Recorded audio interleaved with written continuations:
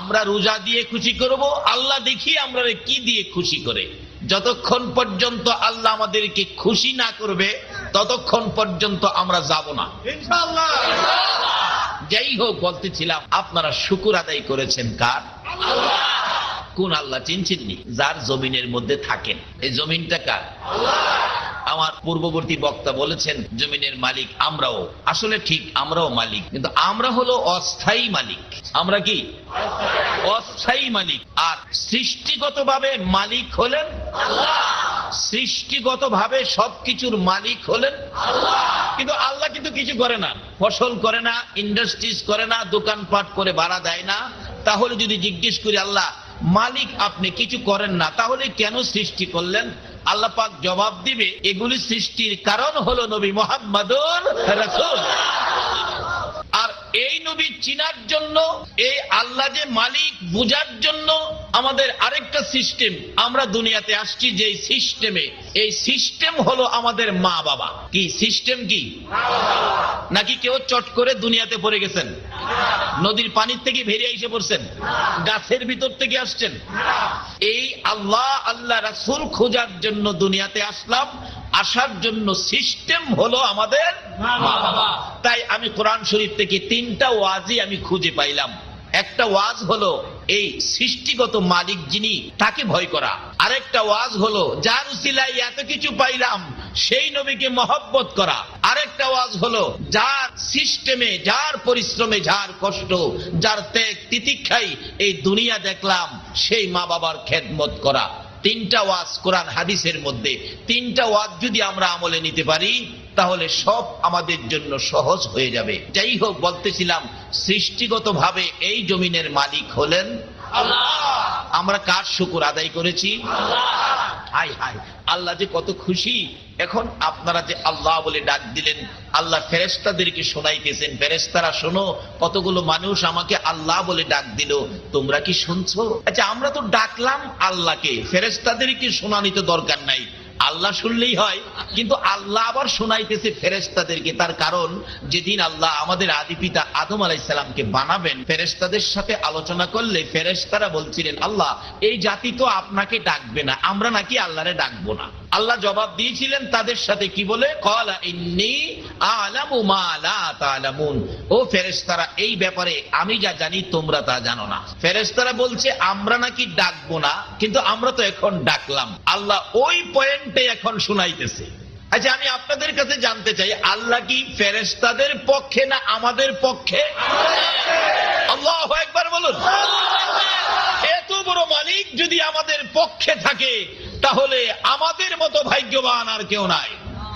আমরা এত আদরে সৃষ্টি, যে আল্লাহ আমাদেরকে সৃষ্টি করে সমস্ত কিছু সৃষ্টি করেছেন আগে, সকলের পরের সৃষ্টি আমরা, কিন্তু ঘোষণা দিলেন কুনতুম খায়রা উম্মাতিন উখরিজাত লিন-নাস।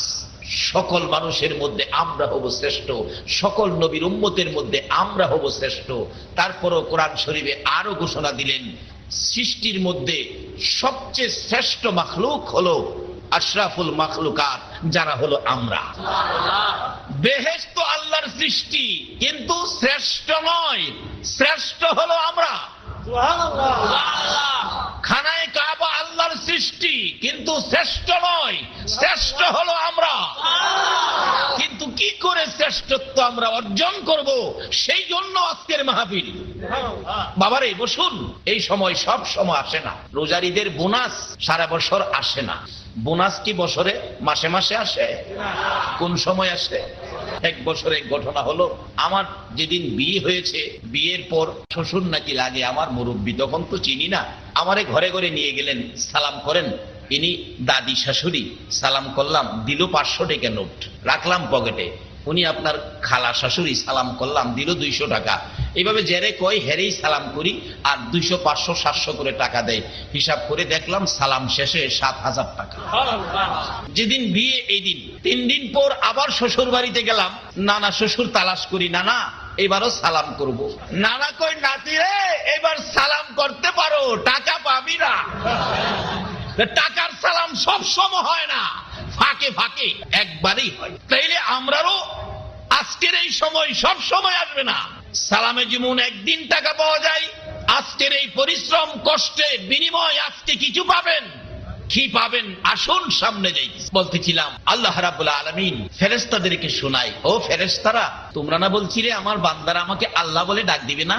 ওই তো শুনছো, আমার বান্দারা আমাকে আল্লাহ বলে ডাক দিল। বলুন না কার শুকর আদায় করেছেন?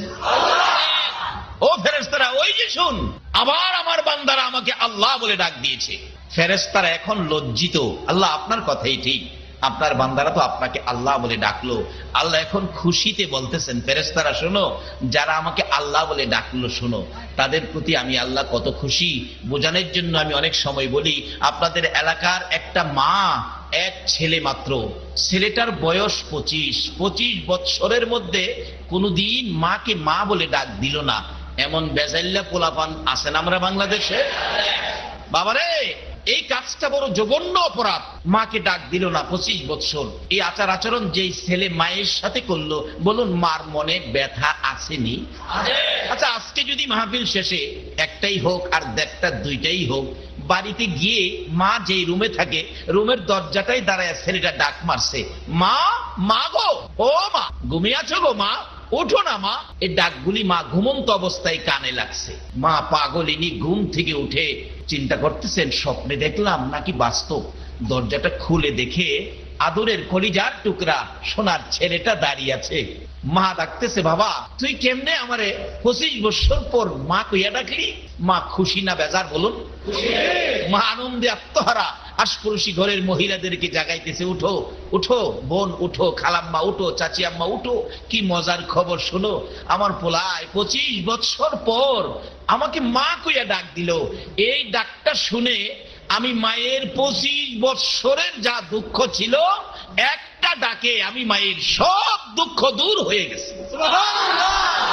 আমার আল্লাহ বলেন, এরা দুনিয়ার মানুষ, মায়ের মতো একটা দরুদি যদি 25 বছরের দুঃখ এক ডাকে দূর করে দিতে পারে, একটা মায়ের চাইতে কোটি কোটি গুণ দয়া বেশি আমি আল্লাহ।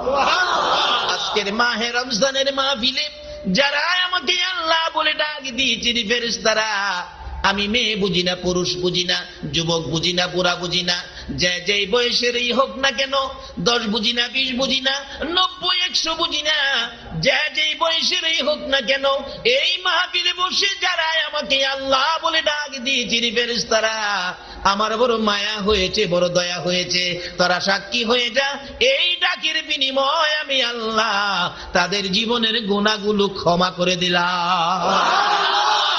বলুন, এইভাবে ক্ষমা দেওয়ার ক্ষমতা আমার আল্লাহর আসেনি? আল্লাহ তো চাই ক্ষমা দিতে, কিন্তু আমরা তো ক্ষমার জায়গায় যাইতে রাজি না। প্রশ্ন আসবে, হুজুর ক্ষমা যে করে দিল এটার প্রমাণ কি? আসলে এটার প্রমাণটা হলো আপনাদের কাছেই। যদি ক্ষমা পেয়ে থাকেন, আপনারা কিছুক্ষণ আলোচনা শুনবেন, মন আগ্রহ আসবে, অশান্তি থাকবে না, মনটার মধ্যে শান্তি শান্তি লাগবে। আচ্ছা, আপনাদের মনে কি কিছুক্ষণ আলোচনা শোনার আগ্রহ আছে? মনে কি অশান্তি লাগে না শান্তি লাগে? যাদের কাছে শান্তি লাগে আপনি নিশ্চিত হতে পারেন ক্ষমা পেয়ে গেছে। প্রশ্ন আসবে, হুজুর আমরা তো কেউ ক্ষমা চাই নাই, ক্ষমা যে পেয়ে গেলাম তার কারণ যদি জানতে হয়, যেতে হবে আমার নবীর জীবনী। আমার নবী আপনার আমার জীবনের গুনাহগুলো ক্ষমা পাওয়ার জন্য, ক্ষমা নেওয়ার জন্য 63 বছর জিন্দিগি আমার নবী কোনদিন ভালো বিছানায় পিঠ লাগায় না।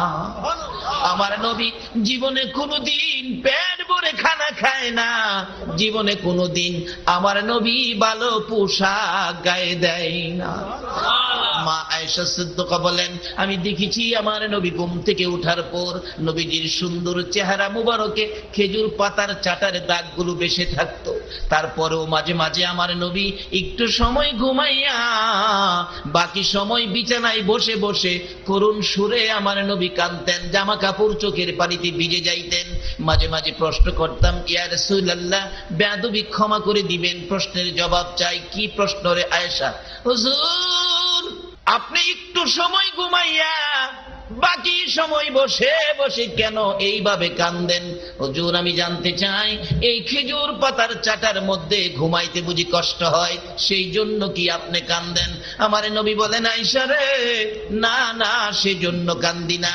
হুজুর একটা বালিশ, শুধু চামড়ার ব্যাগ, কিছু খেজুর পাতা এর মধ্যে আছে, এর মধ্যে মাথা দিয়ে ঘুমাইতে বুঝি কষ্ট হয়, সেজন্য কান্দেন?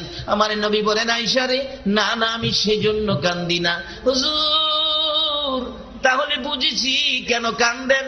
জীবনে কোনদিন বাবার মুখ দেখেন নাই, বাবা বলে ডাকার সুযোগ পান নাই, বাবার ব্যথা বুঝি কলিজাই লাগছে, বাবার জন্য কান্দেন? আমার নবী বলেন, আয়েশা রে, না না, বাবার জন্য কান্দি না। হুজুর তাহলে বুঝেছি মায়ের জন্য কান্দেন, মায়ের কথা মনে হয়েছে। আমার নবীর কান্না আরো বেড়ে গেছে। এরে আয়েশা, শুনো কেন কান্দি? বিছানার জন্য নয়, বালিশের জন্য নয়, বাবার জন্য নয়, মায়ের জন্য নয়, আমি কান্দি রে আয়েশা আমার গুনাহগার উম্মতের জন্য। আল্লাহ, কেন মাপ পাবেন না? নবীজি এইভাবে আপনার আমার ব্যথায় কাঁদতেন। এখনো 24 ঘন্টা মদিনায় শুয়ে শুয়ে আপনার আমার ব্যথায় নবী কাঁদতেন। অন্য নবী রাসূলের উম্মতের জন্য তো এত সহজে মাপের পথ নাই, শুধুমাত্র আপনাদের জন্য। আপনারা কি সে নবীর পক্ষে যাইতে রাজি আছেন?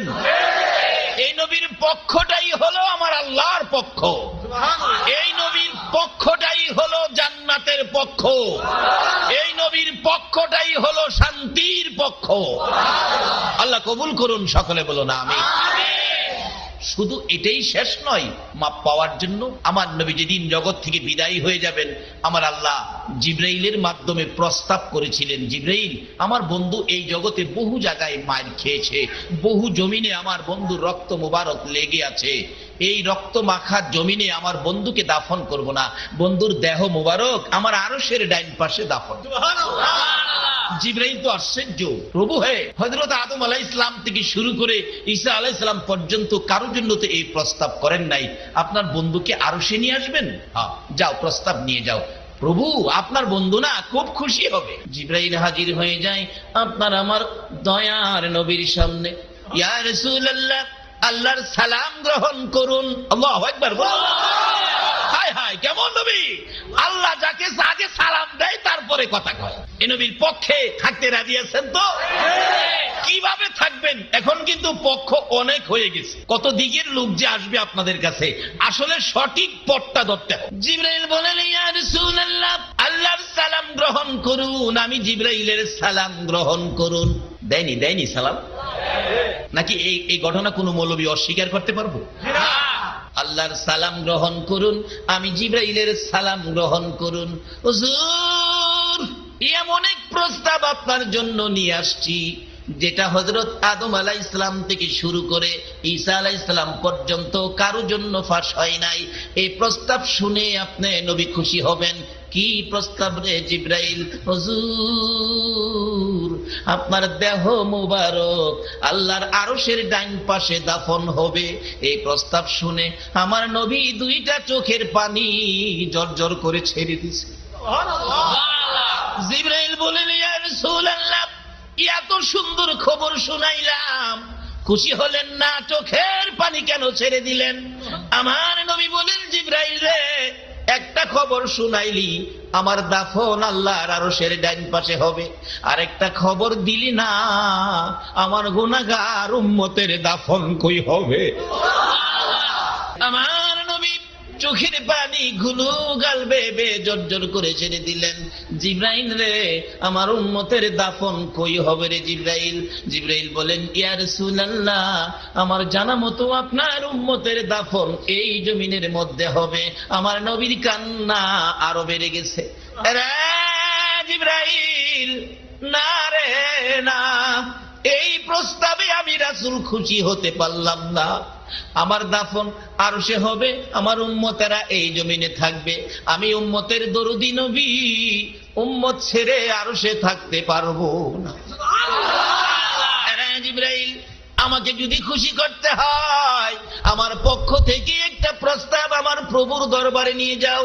আমার উম্মতেরা যদি এই জমিনে থাকে আমি নবী আরশে যাব না, আমি আমার উম্মতের পাশে এই জমিনে থাকবো। জিবরাইল বলেন, ইয়া রাসূলুল্লাহ, সহ্য হলাম, এত আরামের জায়গা, এত শান শৌকতের জায়গা, আরশের মধ্যে থাকবেন, ওখানে যাবেন না, মাটিতে পড়ে থাকবেন উম্মতের পাশে, তাতে কি লাভ হবে?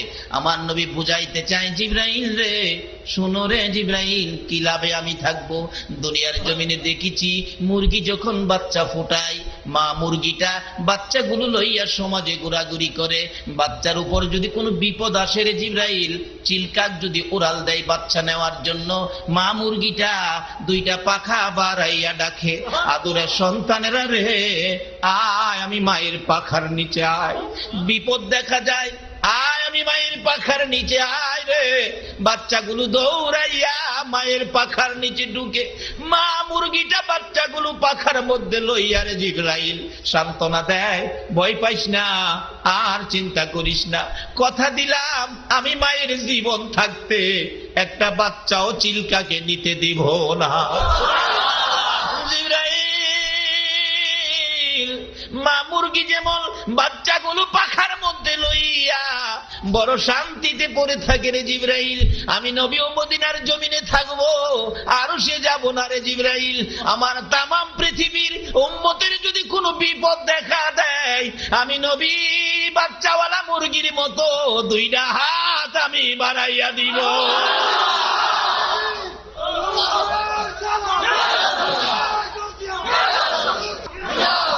জিবরাইল রে বাচ্চাওয়ালা মুরগির মতো তামাম পৃথিবীর উম্মত গুলো হাতের মধ্যে লইয়া আমারও মন চাই সুখে শান্তিতে পড়ে থাকবো। আমার আল্লাহ বলেন, বন্ধু গো, উম্মত ছেড়ে আরো সে আসবা না। উম্মতের জন্য যখন তোমার এত ব্যথা, এত মায়া, যাও আমি আল্লাহ কথা দিলাম, তোমার উম্মত যারা হবে তাদের মাপ চাইতে হবে না। একটু সুযোগ যদি আমি আল্লাহ পাই, তোমার উম্মতের এমনিতেই আমি মাফ করে দিব। তাই সেই মাপের জন্য সুযোগ হলো আজকের মাহফিল। যে ভাইয়েরা মাহফিলের আয়োজন করেছেন, আপনারা কারা? কে আপনাদের মা? কে আপনাদের বাবা? কোন মা আপনাকে পেটে রেখেছে যারা আজকের মাহফিল আয়োজন করেছেন মাহে রমজানে? নিশ্চয়ই আপনারা যেদিন মায়ের পেটে ছিলেন, মা বুঝি রমজানের রোজা রেখেছিল, ওই তাসিলের সন্তানগুলো আজকের মাহফিলের আয়োজন করেছে। যাদের আয়োজনে আমরা এত মানুষ এত সহজে ক্ষমা পাইলাম, তাদের জন্য দোয়া করা আমাদের দরকার আছে কিনা? আজকের এই কমিটির ভাইদেরকে আল্লাহ তুমি নেক হায়াত দাও, নবীর স্বপ্নের দিদার দেখাইয়া তাদের কলিজা ঠান্ডা করে দাও। সকালে বলুন আমিন। বাবারা ভাইরা, আমরা সকলেই কবরের প্যাসেঞ্জার হব কিনা? তার আগে নবীর কথা মানি। বলুন কার কথা? তাই নবীজি বলছে রমজানের রোজা আর নামাজের জন্য। রোজা হবে বিপদ মুক্তির জন্য, জান্নাতে যাওয়ার জন্য ঢাল স্বরূপ, আর নামাজ হবে জান্নাতের, বলুন। আচ্ছা, দুনিয়ার এমন কোন নেতা নেত্রী আছে জান্নাতের চাবি দিতে পারবো? চাবি দিতে পারবো? হেরারা যে আটকাইছে, হেরার তালাই খুলতে পারে না, খুব কষ্ট লাগতেছে খুল। দুনিয়ার তালা খুলবার চাবি দেওয়ার ক্ষমতা নাই, জান্নাতের চাবি হেরা দিতে পারবো? জান্নাতের চাবি দেওয়ার ক্ষমতা আছে আমাদের নবী। এই নবীর কথা মানা দরকার আছে কিনা? আসুন, জান্নাতের চাবি হইল নামাজ, আর এই চাবি লইয়া জান্নাত পর্যন্ত যাইতে গিয়া যত বিপদ আপদ আছে সব বিপদে বাঁচার জন্য রমজানের রোজা হবে ডাল। দুইটা চিঠি, নবীর চিঠি দুইটা লন আমরা লইয়া যাই। যদি লইয়া হাসরের ময়দানে যাইতে পারেন, আল্লাহ পাক হাসরের দিন বিচারের কোর্ট বসাবেন একদিকে, আরেক দিকে নির্দেশ দিবেন, ফেরেশতারা আমার আরশের নিচে ডেকোরেশন করে আমার মেহমান আসতেছে, আমার মেহমান আসতেছে, তোমরা ডেকোরেশন করে এখানে খাবারের ব্যবস্থা করো। আমার দুনিয়ার কিছু মেহমান আছে, তারা দুনিয়াতে না খাইয়া রোজা রাখছে, আমারে ভয় করছে, আমি তাদের আজকে আমি মেহমানদারি করব। কি মেহমানদারি করব? কি রোজা রাখলে না না রাখলে? খায়া রাখলে না না খায়া রাখলে?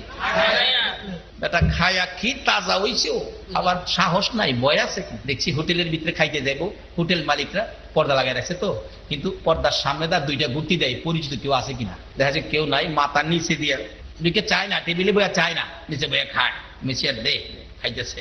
খাওয়ার শেষে কয় টিস্যু আছে, টিস্যু তোয়ালি আছে, আবার শার্টের মুখের এমন সুগান সুগায় মনে হয় যে আজ গাছে রোজা রাখছে, সেহেরিও খাইছে না। কি বিপদ! আচ্ছা, রোজাদারদের না খায়া রাস্তাটা হাঁটে, কোনো বিপদ আছে? কোনো ভয় আছে? আল্লাহ কয়, বান্দা রোজা না রাখতে হেরা খাইছিন, আর তোরা রোজা রাখতে না খাইয়া হাঁটছস, হাসরের ময়দানে আগে তোরা খাওয়ামু, পরে বিচার আছে। আর সবে কদর পাইছেন রোজাদার, কবরে যাবেন যেদিন কেউ আপনার সঙ্গী না, যে কথাটা থেকে কথা বললো, বলুন কবরে যাওয়ার সঙ্গী কেউ হবে? আরে বাবার পাশে দাঁড়াইয়া বিষ নিব, সাপের বিষ, এটাই তো রাজি না, আবার কবরে যাইতো। যেদিন কেউ কবরে যাওয়ার সঙ্গী হইতে রাজি হবে না, সেদিন রাসূল বলছে এই সবে কদর আপনার সাথী হইয়া কবরে যাবে। যখন মুনকির নকির আসবে আপনাকে প্রশ্ন করার জন্য, জব সলভ করার জন্য, আযাবের ফেরেশতা আসবে আপনাকে আযাব দেওয়ার জন্য, রিপোর্ট নিয়ে যাবেন, ফেরেশতারা বলবেন তোমার কবরে আযাব হবে, 70 বছর হায়াত, এর মধ্যে 60 বছর বেজাল ইবাদত করো নাই, 60 বছরের অপরাধের জন্য তোমাকে শাস্তি করা হবে। সঙ্গে সঙ্গে সবে কদর আপনার সাথী তো দাঁড়ায় যাবে, এই দাঁড়াও, কাকে শাস্তি দিবা? তার আমল নামায় 60 বছর বেজাল। তখন সবে কদর বলবে 60 বছরের বেজালের নিয়ে তোমরা শাস্তি দিতে আইছো, আমার কাছে 83 বছর 4 মাস 10 দিনের নেকি আছে। এই যে দেখো লাইলাতুল কদরি খায়রুম মিন আলফি শাহর।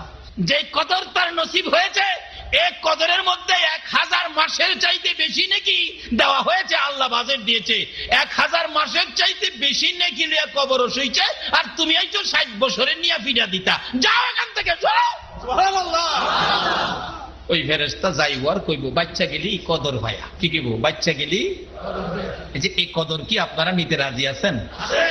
আচ্ছা বলুন, যারা বোনাস নিবেন, বোনাস কি আমারে দিব? কাকে দিব? যারা শ্রমিক, যারা কর্মচারী, বোনাস তাদেরকে দিব। কর্মচারী ব্যতীত, আমি তুফাজ্জল হুজুরেও বোনাস দিত না।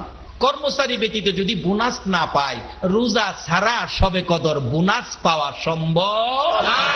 রোজা যারা রাখেন নাই, সবে কদর আপনি পাবেন না। নিশ্চিত থাকেন, আপনার জন্য সবে কদর নয়। সরকারি কর্মচারী ব্যতীত যেমন সরকারি বোনাস পায় না, রোজা ব্যতীত সবে কদরের বোনাস দেওয়া হয় না। বলে হুজুর রোজা রাখি নাই, তাহলে এখনো সময় আছে, আপনি কালকার থেকে ওয়াদা করেন বাকি রোজাটি ভাঙবেন না, সবে কদরের আশায় আল্লাহর কসম সবে কদর আপনাকে দেওয়া হবে। আর বাকি রোজা জীবনে ভাঙবেন না, ওয়াদা করেন আল্লাহ পাক সবে কদরের বাজেট দিবেন, যে সবে কদর বন্ধু বান্ধব সব যেদিন আপনাকে অন্ধকার কবরে রেখে চলে যাবেন, সবে কদর আপনার কবরের সাথী হয়ে থাকবেন। যত বিপদ আছে সব বিপদের মোকাবেলা করবে সবে কদর। রাসূল বলছেন হাসরে হবে বন্ধু। আজকে বন্ধু হিসাবে বন্ধু কত উপকার করে। বৃষ্টির মধ্যে বন্ধু আসবে, বাস স্ট্যান্ড দাঁড়ায় রয়েছে ছাতি নিয়া, বন্ধু বাসেতে নামার পরেই বন্ধু ছাতি ধরছে, দোস্ত তুই আসবি অপেক্ষায়, ছাতি নিয়ে দাঁড়িয়ে আছি, বৃষ্টির মধ্যে তোর কিভাবে নিব?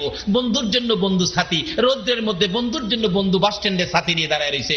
বলুন বৃষ্টি রোদ্রে ছাতি নিয়ে বন্ধু থাকলে উপকার হবে না ক্ষতি হবে? দুনিয়ার বন্ধু যেভাবে বন্ধুর জন্য ছাতি নিয়ে বৃষ্টির মধ্যে দাঁড়িয়ে থাকে, রোদ্রে দাঁড়িয়ে থাকে, আল্লাহর কসম সবে কদর যাদের নসিব হয়েছে, হাসরের ময়দানে আদাত উপরে যেদিন সূর্য মাথার চার ফেটে যাবে, মগজ গলে নাকে কানে মুখে দিয়ে বাহির হবে, মাটি তামা হয়ে আগুন জ্বলতে থাকবে, ওই দিন সবে কদর আপনার জন্য রহমতের ছাতি নিয়ে দাঁড়ায়া থাকবে।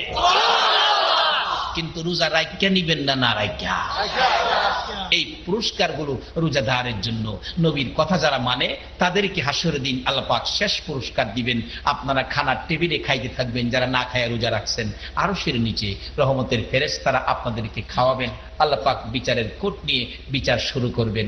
এদিক দিয়ে আপনারা খাইবেন আর বলবেন নবী গো আমাদের বিচার জানি কি হয়। রাসূল বলবেন চিন্তা করিস না, আমি রাসূল থাকতে একটা উম্মত জাহান্নামে নিতে দিব না। আমার নবী একবার দূর দিয়ে আল্লাহর বিচারের কোর্টে যাইয়া সেজদায় পড়ে যাবেন, আবার উম্মতের পাশে যাইয়া সান্ত্বনা দিবেন। আল্লাহু আকবার বলুন। আমার নবী উম্মতের মায়ায় হাসরের ময়দানে পাগল পাগল হইয়া দৌড়াবেন। বিচারের কাজ শেষ, লম্বা ঘটনা। আসবেন ওই জান্নাতি রোজাদার মেহমান, খাইতে থাকবেন, না খায়া যারা রোজা রাখছিলেন, ফেরেশতারা বলবেন আরো খাইবেন, আরো কি দিব লন? মুরগি লন, দেশি মুরগির রান লন, আপনারা কইবেন ফেরেশতারা রে আর দিস না, মজা পাইয়া কত খাবো, বিচারের চিন্তায় বাঁচি না, বিচারের চিন্তায় তো বাঁচি না।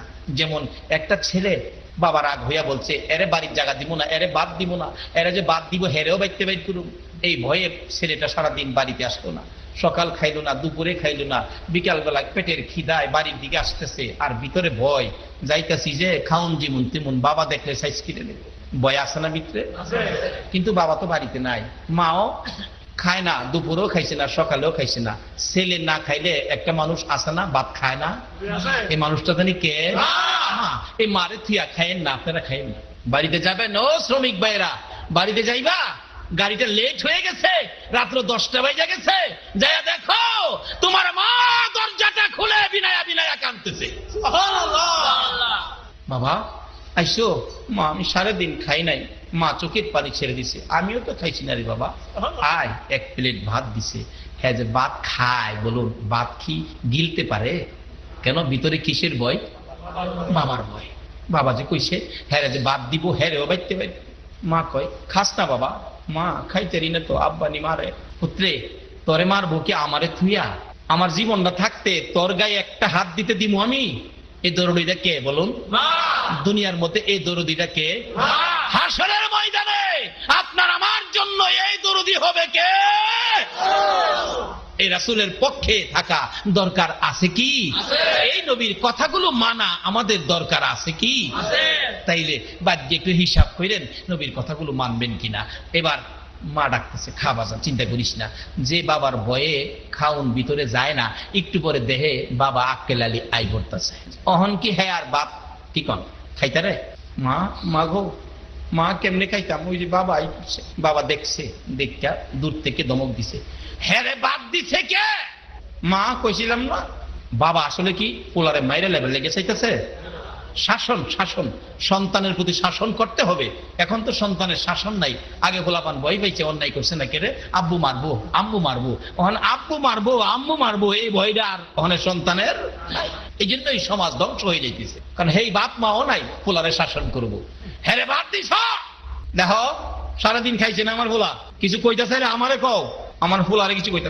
মা কাঁদতেছে, আবার বুঝাইতেছে, আরে মারতো বাজান খাও না, খাইতাম। বাপে দেখতেন দরজার দাঁড়াইয়া বিচার করে, আজকা বাচ্চা গেছস খালি খাউনের মধ্যে দেখিয়া, খাউনো না হইলে আজকে বুঝতে কি করি।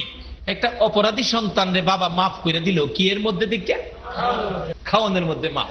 আমার আল্লাহ বলবেন, ও মেহমানেরা তোমরা খাও, আমি আসতেছি। আল্লাহ পাক বিচার করতে আসবেন নবীর উম্মতের সামনে, আরো সেরে নিচে। আপনারা নবীর দিকে তাকাইয়া রাখবেন, হুজুর এই তো বিচারপতি এসে গেছে, না জানি কি বিচার করে। আমার নবী বলবেন, চিন্তা করিস না, আমার জীবন থাকতে তোরা একজনকেও জাহান্নামে নিতে দিব না। সঙ্গে সঙ্গে আমার আল্লাহর কুদরতি পায়ে সেজদায় পড়ে যাবে নবী, মাবুদ গো, আমার উম্মতেরা না খাইয়া রোজা রেখে লম্বা নামাজ তারাবি পর্যন্ত পড়ছে, এই কষ্ট আমি নবী সব জানি, সব আমি শুনেছি। মাবুদ আমার উম্মতেরা খানার টেবিলে খাইতেছিল, তোমার বিচারের ভয়ে তারা খাইতে পারতেছে না। আল্লাহ গো, তাদেরকে কি বিচার করবা? তোমার কুদরতি পায়ে সেজদায় পড়ে গেলাম, তাদেরকে কঠিন বিচার করো না। আমি নবী তোমার কুদরতি পায়ে সেজদায় পড়ে ডাকি, আমার উম্মতের যদি আযাব দিতে মনে চাই, মাউত আমার তাইবের জমিনের রক্ত মাখা জামাগুলো কই? আমার তাইবের জমিনের রক্ত মাখা জামাগুলোর বিনিময় আমার এই উম্মত গুলিরে মাফ করে দাও। আমার আল্লাহ বলবেন, বন্ধু গো, বহু কান্দা তুমি কেঁদেছ, আর কাঁদতে হবে না, আসো আমি বিচার করতে শুরু করে দেই। দাঁড়িয়ে থাকবেন আমার নবী ইতিমের মতো, উম্মতের দিকে চাইবেন একবার, আমার প্রভুর মায়ার দিকে চাইবেন একবার। আমার আল্লাহ বলবেন, বন্ধু গো, এইভাবে আর মায়ার নজরে তাকাইও না, আমি আল্লাহ তোমার উম্মতের খাবারের টেবিলে 50,000 বৎসরের বিচারের কাজ শেষ করে দিলাম। খাওয়ার মধ্যে কোনো বিচার করা যায় না, খাবারের টেবিলে তোমার উম্মতের বিচার খাওনের মধ্যে আদায় করে দিলাম। বন্ধু গো, এইভাবে আর চোখের পানি ছেড়ে ছেড়ে কেঁদো না, যা অনুমতি দিলাম। ওই তো 8টা জান্নাতের দরজা খোলা দেখা যায়, যে দরজা দিয়ে ইচ্ছে হয় তুমি নবী তোমার উম্মত লইয়া জান্নাতে ঢুকো। সেই চিঠিগুলি নবী দিয়ে গেলেন। আসিয়ামু জুন্নাহ, আসসালাত। তোমরা যদি না হতে পৃথিবী এত বাড়তো না। তোমরা কষ্ট করে সন্তান পেটে ধারণ করেছো বিদায় পৃথিবীর মধ্যে এত মানুষের সৃষ্টি। কাজী এখানে 3টা জিনিস আপনাদের সামনে, 3টা জিনিস ওয়াজ করলে 3 রাতের ব্যাপার। একটা জিনিস ছিল আল্লাহকে ভয়, যার দুনিয়ায় থাকি, যার পৃথিবীতে থাকি। দ্বিতীয় হলো নবীকে মহব্বত, এই নবীর উসিলায় এগুলি পাইলাম, এগুলি করতে হবে। নবীর কথা মানার অর্থ হবে নবীর মহব্বত। তৃতীয় নম্বরে হলো যে মা বাবার উসিলায় দুনিয়াতে আসলাম, এই মা বাবার খেদমত। এই 3টা ওয়াজ বাড়িতে রাখবেন, এই অনুরোধ রেখে আজকের এই মাহে রমজানের বরকতময়ী মাহফিল এখানেই আমি শেষ করে দিলাম। যে আলোচনা করেছি আল্লাহ যেন আমাকে সহ সকলকে যেন আমল করার তৌফিক দেন। সকলে বলুন আমিন। أغفر الله ربي من كل ذنب وأتوب إليه لا حول ولا قوة إلا بالله العلي العظيم أستغفر الله ربي من كل ذنب وأتوب إليه لا حول ولا قوة إلا بالله العلي العظيم اللهم آمين ربنا ظلمنا أنفسنا وإن لم تغفر لنا وترحمنا لنكونن من الخاسرين رب ارحمهما كما ربياني صغيرا আমরা আখিরি নবীর উম্মত জীবনের গুনাহ লইয়া তোমার মায়ার কোর্টে হাত বাড়াইছি গো আল্লাহ। আমিন। মাবুদ, আজকের মাহফিলে আমরা যারা হাত বাড়াইছি আমরা তুমি খালি ফিরাইও না গো আল্লাহ। আমরা তো খালি হাত বাড়াই নাই, তুমি যার উপর দুরূদ সালাম পাঠ করো, ফেরেশতারা করে ইমানদারদেরকে ডাকো, তোমার পছন্দের ইমানদার লইয়া গো দুরূদ সালাম মদিনা পাঠাইছি রে আল্লাহ। আমাদের দুরূদ সালাম গুলো পাখির মতো উড়াইয়া উড়াইয়া দয়ার নবী মায়ার নবীর কদম মোবারকে পৌঁছাইয়া দাও। হে আল্লাহ, দুরূদ সালাম উসিলা করে, নবীর মেরাজ উসিলা করে, আজকের মাহফিল উসিলা করে, তোমার নামের জিকির উসিলা করে আমরা যারা হাত বাড়াইছি, মেয়ে বুঝি না, পুরুষ বুঝি না, নেককার বুঝি না, গুনাহগার বুঝি না, যুবক বুঝি না, বুড়া বুঝি না, আজকের জন্য নামাজি বুঝি না, বেনামাজি বুঝি না, আমাকে সহ সকলের জানা অজানা সবগুলো গুনাহ তুমি মাফ করে দাও। আমরা গুনাহগার গো, আমরা গুনাহগার। আল্লাহ, আমরা গুনাহগার, তুমি গাফফার। আমরা গুনাহ করি, তুমি মাফ করো। আমরা যদি গুনাহ না করতাম গো, তুমি গাফফার নাম দিয়া কি করতা গো আল্লাহ। আমরা গুনাহগার বলে ফিরাইয়া দিও না, তারাইয়া দিও না। আজকের মাহফিলের খাতিরে, নবীর মেরাজের উসিলাতে আমাদের জানা অজানা সবগুলো গুনাহ তুমি মাফ করে দাও। আল্লাহর একটা দরখাস্ত করি, তুমি রাগ হইও না। তুমি যদি রাগ হও, আমরার মনের দুঃখ কার কাছে কোমরে আল্লাহ। আমি জানি না হাজার হাজার মানুষ হাত বাড়াইছে, কার জানি মনে ব্যথা রে, দরদি মা নাই রে আল্লাহ, কার জানি বাবা নাই, ও বাবার বাবিরা এই মা বাবার বাবি যার চোখে পানি গো আল্লাহ, এই চোখের পানি দেখে তোমার কি মায়া লাগে না? তোমার কি দয়া লাগে না রে আল্লাহ? আজকের এই মাহফিলে মা বাবা হারা যারা হাত বাড়াইছে, এই মুহূর্তে ওই সকল মা বাবার কবর জান্নাতের বাগান বানায়া দাও। কত সন্তানের আমার জন্য দোয়া চাইছে, লিখিত ভাবে বাবার জন্য দোয়া চাইছে, সন্তানের জন্য দোয়া চাইছে। আল্লাহ মা বাবা যার কবরে, দাদা দাদি সহ মই মুরব্বী যারা কবরে, সকলের কবর জান্নাতের বাগান বানাইয়া দাও। আল্লাহ মা বাবা যারা দুনিয়াতে আছে হায়াত বাড়াইয়া দাও। মা বাবা কেমন জিনিস বুঝার তৌফিক ছেলে মেয়েকে দান করে দাও। দাদা দাদি নানা নানি শ্বশুর শাশুড়ি আলী আওলাদ বংশধর চট্টগ্রামের জমিনের নিচে আল্লাহ আমার মায়ার নবীর উম্মত সরিষা পরিমাণ ঈমান লইয়া যারা ঘুমাইছে রে আল্লাহ, সকলের কবর রজব মাসের বরকতে জান্নাতের বাগান বানাইয়া দাও। আল্লাহ আজকের মাহফিলের আয়োজন যারা করেছে, আল্লাহ কমিটির ভাইদের বংশধর যারা কবরে, সকলের কবর জান্নাতের বাগান বানায়া দাও। আল্লাহ খাস করে এই মাহফিলে অনেকে দোয়ার দরখাস্ত করেছে। আল্লাহ আমি তো সকলের নাম বলতে পারি নাই, তুমি তো সবার নাম জানো রে আল্লাহ। যে আশায় দরখাস্ত করেছে সকলের মনের আশা পুরা করে দাও। যারা বিমারির জন্য দোয়ার দরখাস্ত করেছে, আল্লাহ সকল বিমারিকে তোমার কুদরতি চিকিৎসা দ্বারা সেবা করে দাও। আল্লাহ যারা দুনিয়ায় নাই কবরে জান্নাতের, আল্লাহ যুবকদেরকে ইমাম হাসাইন হুসাইনের মতো সত্যবাদী বানায়া দাও।